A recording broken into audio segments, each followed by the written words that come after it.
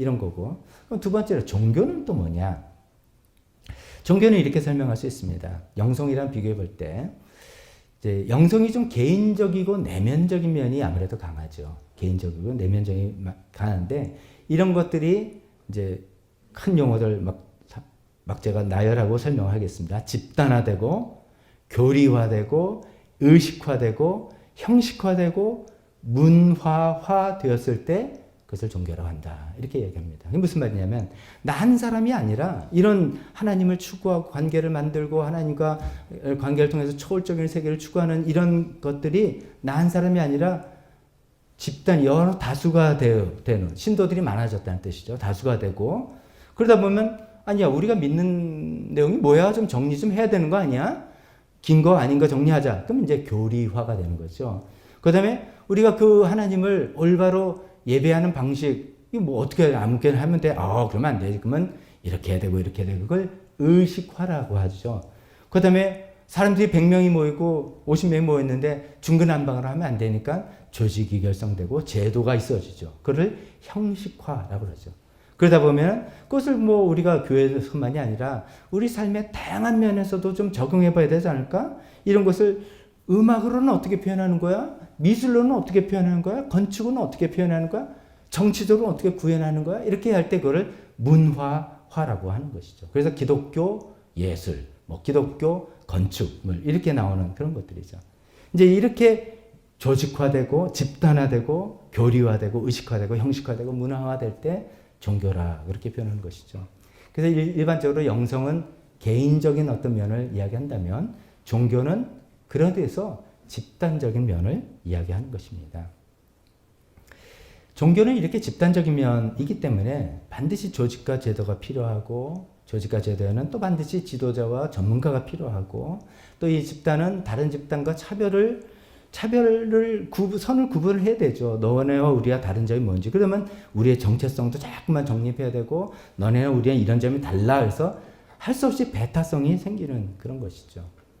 또 요 한 말씀만 더 종교의 특성에 대해서 설명해 보겠습니다. 이게 꼭 기독교만이 아니라 일반 종교라고도 생각해 보세요. 처음에는 어떤 종교가 딱 시작할 때 그 창시자가 굉장히 카리스마틱한 어떤 인물이 등장합니다. 굉장히 카리스마가 많은 인물이 탁 등장해서 기성의 종교들의 잘못된 점을 비판하고 개혁하자고 하면서 그 사람은 사상이나 행동이 굉장히 자유롭고 유연하고 그래서 많은 사람들에게 흡입력이 있게 되는 거예요. 그래서 사람들이 막 모여서 새로운 종교 운동이 시작이 됩니다. 그러나 이제 시간이 점점 늘게 되면 신자 수가 많아지고 그러면 어쩔 수 없이 뭐 규율도 좀 정해야 되고 제도도 좀 정해야 되고 체제를 강화하고 처음에는 좀 자유롭다가도 점점 그 유연함이 사라지게 되고 뭐 이제 이렇게 되는 겁니다. 이게 무슨 말씀을 드리려면 이게 우리가 조심하지 않으면 정말 신앙 영성이라는 것이 점점점 시간이 되고 사람이 많아질수록 이거는 종교화되는 것을 막을 길이 없다는 거죠. 이것은 모든 종교들이 걷는 운명과 같은 코스다. 이렇게 이야기합니다. 기독교 역사도 마찬가지죠. 사도행전에 나온 초대교회의 모습 얼마나 다이내믹합니까?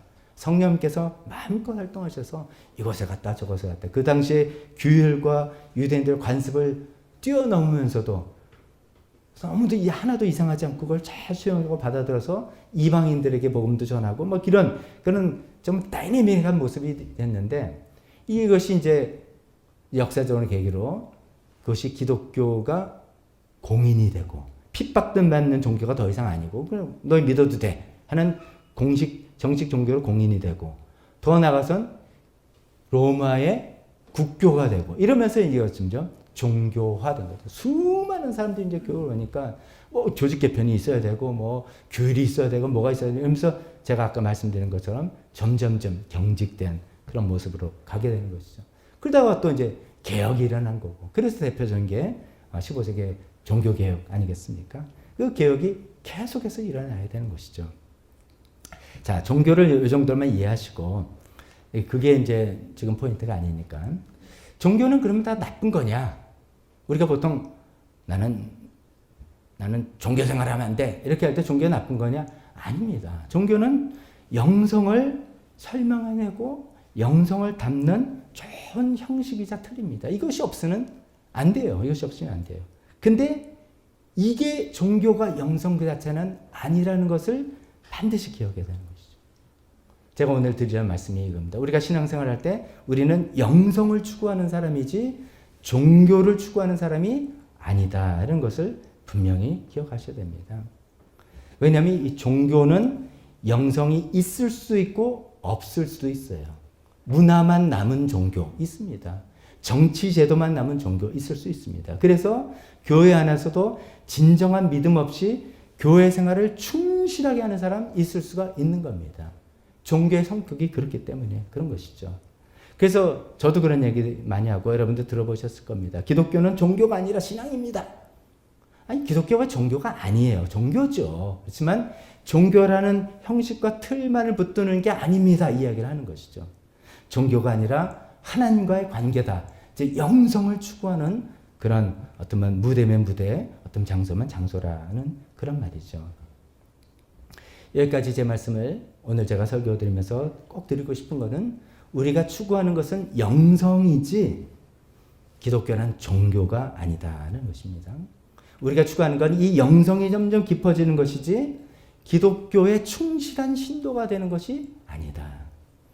기독교의 충실한 신도, 뭐 흔히 여러 가지 표현을 했어요. 말씀 많이 보는 사람, 교회 충성하는 사람, 목사한테 잘하는 사람, 기도 생활 많이 하는 사람, 이 다 나쁘다는 뜻이 아닙니다. 근데 영성이 빠지고 그런 행동만 있다면 그런 기독교에 충실한 사람이에요. 이런 사람들이 많으면 우리 교회 좋죠, 사실은. 뭐 헌금도 많이 하실 것이고 진도도 많고 뭐 할 겁니다. 그런데 영성이란 뿌리가 없으면 그것은 우리가 정말 추구해 나가는 신앙생활의 본질적인 모습이 전혀 아니다라는 말씀입니다. 자, 영성과 종교를 이렇게 설명했다면 요거를 좀 이런 것을 좀 조합을 해가지고 네 가지 유형의 인간이 있을 수 있다. 우리가 인간 네 가지 유형이 있을 수 있다는 말씀을 드리면서 좀 말씀을 정리해 보겠습니다. 영성과 종교의 차이 다시 한번 설명드릴까요? 영성, 하나님, 초월적인 하나님과 관계를 맺고 그 하나님과 관계를 통해서 초월적인 세계를 지향해 나가는 삶인 것입니다. 그것이 아주 드라마틱한 초월적인 사건을 통해서 경험할 수도 있고 일상의 소소한 삶을 통해서 우리가 계속 경험해 나갈 수도 있는 것이죠. 종교, 그것이 집단화되고 제도화되고 교리화되고 좋은 틀입니다. 이것이 있어야지 영성이 계속 보존되고 유지해 나갈 수 있습니다만 잘못하면 종교의 껍데기만 남을 수도 있는 그런 것들을 잘 생각해 보면서 이 영성과 종교를 이제 결합하면 이 네 가지 유형으로 이야기할 수 있습니다. 첫 번째는 비영적이면서 비종교적인 비영적이면서 비종교적인 사람. 이런 분들은 어떻습니까? 영성에 관심이 없습니다. 하나님 보이지도 않는데. 세상, 초월적인 세상이 있다고? 영원한 세상이 있다고? I don't know. I don't care. 난 이 세상 지금 여기가 중요해. 이것만 관심 있어. 라고 하던 영적인 것에 관심이 없으신 분이죠. 전혀 관심이 없을 따라 종교적인 것도 관심이 없습니다. 그래서 그 세계를 가기 위해서 뭐 또 해보고, 뭐 또 좀 이렇게 교회 참여도 해보고, 뭐 이렇게 해보라는데, 네, 그래, 싫어. 그래서 교회 안 나오시는 분이죠. 교회 나온다 해도, 교회는 어떤 목적으로 나오면 사회적인 교제를 하러 나오는 것이지, 이런 거 있죠. 나는 아직은 잘 모르겠지만, 나는 아직은 믿지 않습니다만, 그래도 관심이 있어서 좀 알아보고 싶다의 자세와, 난 전혀 관심 없어요. Don't touch me. 내가 나오는 이유는 뭐 예를 들어 가정의 평화를 위해서 아니면 뭐 이렇게 하면 그래도 심적으로 안정은 좀 되니까 뭐 이런 전혀 종교적으로 우리가 영적으로 추구하는 것과는 전혀 상관없는 이유로 그냥 몸이 오시는 분들 비종교적인 것이죠. 자기 신념과 자신의 삶의 방식대로 살아가시는 그런 분입니다. 우리가 이제 주님께로 인도해야 될 그런 분들이죠. 비영적이며 비종교적인 사람. 있을 수 있어요. 그러니 우리가 주님께로 인도해야 되고요. 두 번째는 영적이며 비종교적인 사람. 영적이긴 한데 비종교적인 사람. 어떻게 보면 이해가 좀 안 될 것 같은데 교회에 충실하게 다니는 저로서는 이해 안 될 것 같은데 있어요. 어떤 종교에 실망했거나 아니면 뭐 수긍이 잘 안 되겠지만 뭐 체질적으로 난 그렇게 잘 안 맞아요. 그래서 교회에 소속되지 않는 거예요. 교회 안 다니지만 나름대로 뭔가 이 세계가 이런 것만은 아니지라고 하는 그런 뭐 영성을 추구하는 마음이 있어요. 그런 분들 여러분 주변에도 있을 겁니다. 그래가지고 좀 뭔가 나름대로 뭐 좀 알아보고 어떤 분은 막 혼자 성경도 읽어보시고 집에서 기도도 해보고 근데 그 기도가 주시옵소서 그 기도는 아니에요. 뭔가를 추구하는 그런 마음들이 있어요. 그런 경우도 그런 분들이 있단 말이죠. 근데 이제 참 그것도 귀한데 종교라는 어떤 틀, 이거는 종교는 영성을 보호하는 틀이라고 제가 말씀드렸죠. 종교라는 이 틀이 없기 때문에 굉장히 취약해요. 그리고 또 위험하기도 해요. 왜냐하면 성경의 하나님이 아니라 전혀 다른 영성에 빠질 수도 있습니다. 제가 처음에 말씀드렸죠. 영성이라는 단어를 교회에서만 쓰는 게 아니라 그랬죠. 다른 종교에서 다 영성이라는 단어를 쓰고 종교라고 할 수 없는 어떤 또 영성도 굉장히 많아요. 그래서 뭔가 이렇게 추구하다 보면 이상한 대로 빠지는 위험성에 빠질 수도 있는 것이죠. 또 이제 그런 거를 우리가 좀 알아두시면 좋겠습니다. 근데 이것도 이제 우리의 큰 관심은 아직 아니고, 우리의 관심은 이제 세 번째, 네 번째죠. 세 번째는 비영적이면서 종교적인 사람. 이게 우리가 제일 교회 나온 우리로서는 피해야 될 그 문제죠. 비영적이면서 종교적인 사람. 뭐냐? 사실상 영성에 관심이 없어요. 사실상은 영성에 관심이 없어요. 그건 무슨 말? 영성이 뭐라고 제가 그랬습니까?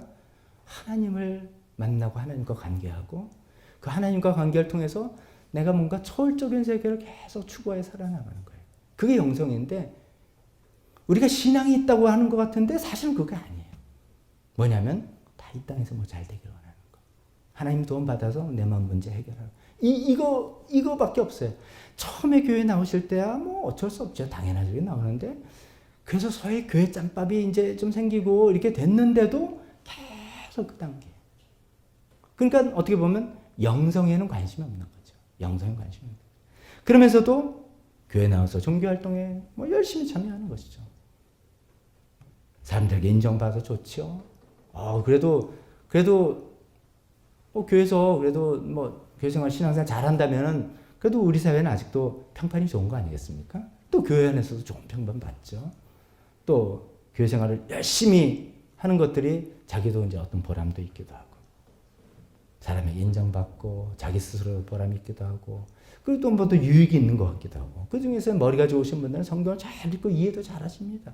의절하게 강하신 분들은 또 교회에서 뭐 헌신적으로 성격 좋으신 분들 막 활달하게 활동하면 다 이야 우리 교회 일꾼 들어왔네 좋아 이러기도 합니다. 다 좋은 일이죠.만은 영적인 데 관심이 없이 이렇게 한다는 것은 위험할 수도 있는 것이고 그분한테는 굉장히 비극인 것이죠. 비극인 것이죠. 이런 분들이 또 하나님의 복을 받는다고 헌금도 많이 해요. 그러면 와 우리 교회 헌금이 왜 이렇게 많이 늘었어? 이야 누가 정말 믿음 좋은 사람이 많나 보다. 다 좋은 현상인데 영적인 것에는 관심이 별로 없어. 사실 그렇게 하는 모든 이유가 다 종교적인 어떤 이유들, 세상적인 이유들 그런 것 때문에 종교 활동으로서 하는 거예요. 그렇게 된다면 이 세 번째 유형이라는 거죠. 비영적이면서 종교적인 사람. 또 비영적이면서 종교적인 사람의 또 이런 경우도 있습니다. 교회 생활을 그렇게 조금 전에 제가 처음에 말씀드린 것처럼 그냥 우리가 조금 보면 알아요. 그렇죠? 깊은 교제를 해보면 저분이 영적인 것에 관심이 있는 거야 없는 거야 대충 좀 알아요. 근데 어떤 분은 말씀도 그럴듯하게 하고 우리는 모르겠어요. 다 하는데 다 올바른 말씀하고 뭐 다 똑같은데 도무지 변화가 없어. 도무지 내적인 어떤 성숙과 변화가 없어요.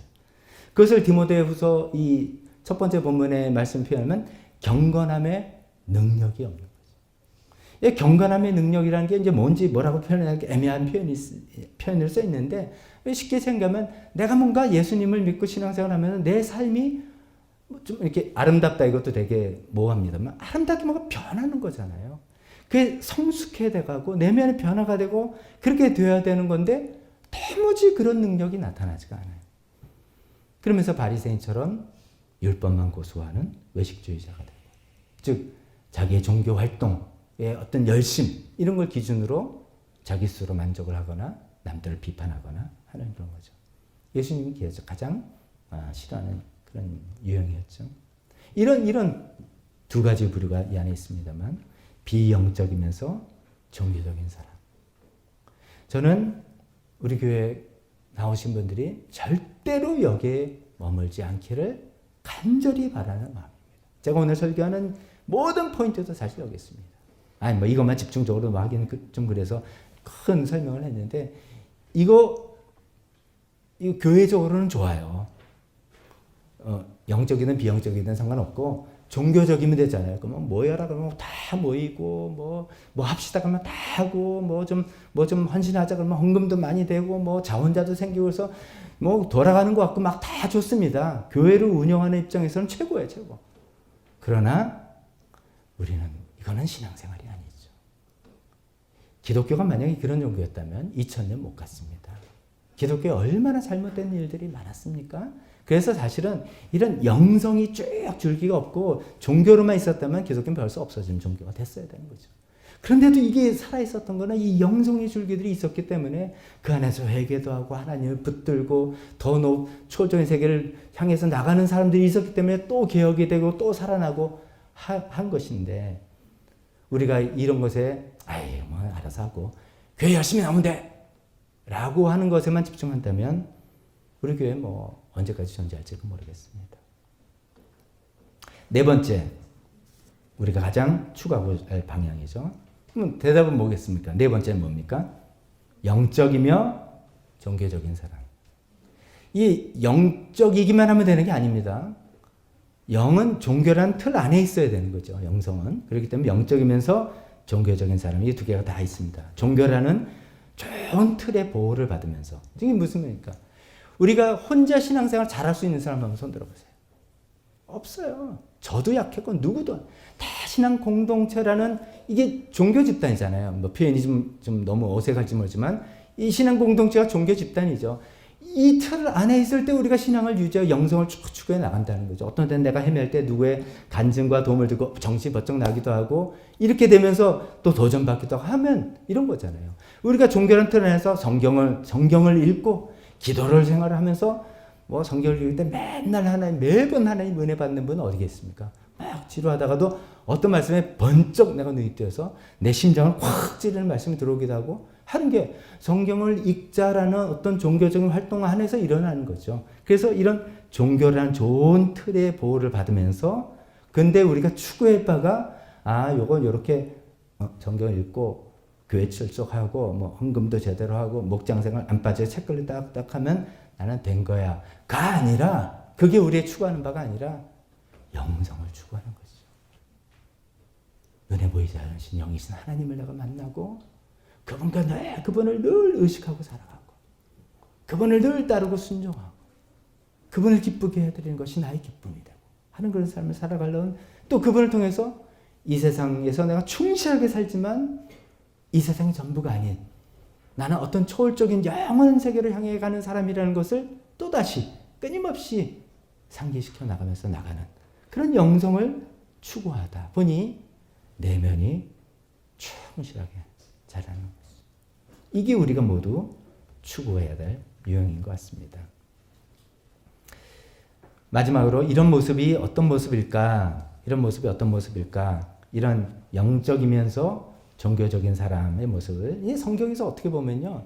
다 이런 모습을 묘사한 것들입니다. 지난번에는 갈라디아서 5장을 통해서 성령의 열매에 대해서 말씀드린 성령의 열매를 맺는 모습도 그런 모습이고요. 오늘은 이제 제가 다른 본문을 통해서 고린도후서 6장 8절부터 10절에 있는 사도 바울의 자기 고백을 하는 내용을 빌어서 말씀드려 보겠습니다.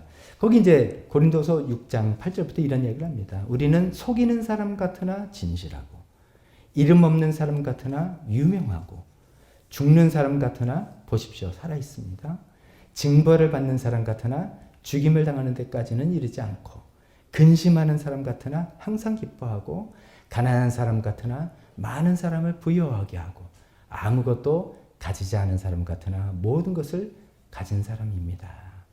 이렇게 표현하는 것이 저는 영성 깊은 사람의 모습을 표현하는 아주 좋은 표현이 될 수 있겠다 생각이 들었습니다. 조금 더 설명해 보겠습니다. 우리는 속이는 사람 같으나 우리가 속이는 사람이라고 오해를 받는 거예요. 여기는 속이는 걸로 오해를 받았지만 우리는 수만 가지 오해를 받으면서 살 수 있습니다. 오해를 받을 때 억울하고 속상해요. 그렇지만 진실하다. 이게 진실은 하나님이 아시니까. 하나님 내 진실을 아시니까 오케이, 괜찮아 하고 넘어갈 수 있는 사람이죠. 우린 이름 없는 사람 같으나 세상에서 성공하고 유명해지고 그러면 우리가 이제 그리스도 안에서 우리가 성공하고 유명해지면 좋은 거죠. 선한 영향을 끼치고 그것을 남들을 섬길 수 있는 여러 가지가 있습니다.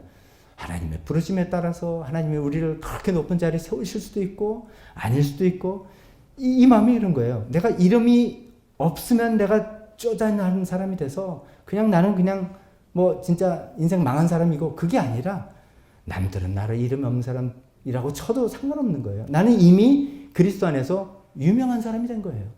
그리스도 안에서 난 성공한 사람이 됐다는 거죠. 이 영성이 내 안에 있는 거예요. 그래서 괜찮은 거예요. 죽은 사람 같으나 보십시오. 살아있습니다. 커다란 일에 실패했을 때 뭐 우리가 야 진짜 망했다 뭐 그런 거 있잖아요. 어떤 때 진짜 망했다. 이게 죽었다는 것이죠. 그게 끝이네. 그게 아니라 하나님 힘으로 또다시 일어나고 또다시 일어나고 살아나는 사람입니다. 징벌을 받는 사람 같으나 죽임을 당하는 데까지는 이르지 않냐고. 우리가 커다란 고난과 어려움을 겪을 때 우리 마음에 이런 생각이 콱 찔러댑니다. 너 하나님께 벌 받는 거야. 꼴 좋다. 이런 일이 생기게 됩니다. 네가 그러더니 뭐 이런 이거 대부분 사단의 참소입니다. 사단의 참소. 사단의 참소는 우리에게 좀 근거 없이 하나님 성령님께서 우리를 회개로 촉구하실 때는 구체적인 어떤 것을 이야기합니다. 너 이거 회개해 이렇게 이해오시는데 두리뭉실하게 그래 네가 해봤자 네가 뻔하지 네가 하면 뭘 하겠어 라고 해서 우리의 존재를 깔아뭉개는 것들은 사단의 참소라는 것이죠. 그 우리가 고통과 어려움을 당하는 것이 뭐 어떻게 하나님의 징벌을 받는 것처럼 사람들 떠다보고 이야기하지만 아무리 그래도 내가 죽임을 당할 때까지는 절대로 이르지 않는다 라는 마음으로 일어나는 것이죠. 근심하는 자 같으나 항상 기뻐하고. 근심해야죠. 어떤 책임감 때문에 근심과 계획을 세우는 거죠. 그러니 여기서 근심하지 말라는 것은 이게 내가 책임져야 될 일이라고 생각하는 거죠. 인생을 내가 책임지느냐고 생각해서 지난주에 보니까 이제 그 증상 중에 한계를 인정한다. 여기에 굉장히 또 은혜 받으시는 분들이 있다고 좀 두어 번이 말씀해 주셨는데 그렇잖아요. 한계가 있죠. 내가 어떻게 내 인생을 다 책임집니까? 계획을 세우고 그것 때문에 좀 머리가 좀 복잡하는 건 얼마든지 우리가 해야죠. 그렇지만 이것을 내가 아니면 안 되는 것 같이 생각하고 막 부정적인 근심 이런 거 우리가 마음 뺏기지 않는다. 가난한 사람 같으나 많은 사람 부여. 돈이 있으면 돈으로 섬기고 잘 흘려보내주고 내가 돈이 없으면 돈 없는 것으로도 얼마든지 사람들을 섬길 수 있다. 그래서 아무것도 가지지 않은 사람 같으나 모든 것을 가진 사람입니다. 얼마나 멋있습니까? 아무것도 가지지 않은 사람 같으나 모든 것을 가진 사람. 왜? 하나님을 가졌기 때문에. 내 안에 하나님이 계시기 때문에. 그 하나님과 좋은 관계가 늘 유지되고 있기 때문에 모든 것을 가진 사람이 되어서 흔들리지 않는 그런 삶을 살아나가는 것. 이것이 우리가 추구하는 삶 아니겠습니까? 결론이죠. 우리 종교의 틀, 종교의 껍데기 필요합니다. 필요합니다. 그러나 그 틀과 껍데기에 절대로 머물지 마시고 이 영성의 깊은 속으로 한 걸음 한 걸음 들어가기 바랍니다. 그것이 우리가 교회를 다니고 신앙생활을 하는 이유이자 목적입니다. 하나님을 만납시다. 예배를 통해서 우리 개인적인 성경 읽기와 찬송 시간과 기도 시간을 통해서 또 일상의 삶을 통해서 우리 사실 일상의 삶을 통해서 하나님과 늘 동행하고 교제하는 게 그걸 하려고 하는 것이잖아요. 늘 하나님을 의식하고 하나님께 여쭤보고 하나님을 신뢰하고 하나님을 순종하고 그러다 보면 우리 삶이 하나님이 이끄시는 차원의 어떤 세계로 점점 가는 것이죠. 그래서 하나님께서 이 세상에 우리에게 큰 복을 주셔서 우리에게 주시면 또 그것을 잘 하나님을 위해서 선용하고 또 그게 아니라도 우리는 또 감사할 수 있는 것이고 그러나 그것이 전부가 아니라 우리가 추구하는 게 이게 아니라 제가 아까 반지의 제왕 프로도 이야기한 것처럼 다 읽었고 초월한 어떤 세계로 달관한 세계로 나아가는 그 예수님께서 먼저 가신 그 길로 나아가는 우리 모든 성도님들 다 되시기를 주님의 이름으로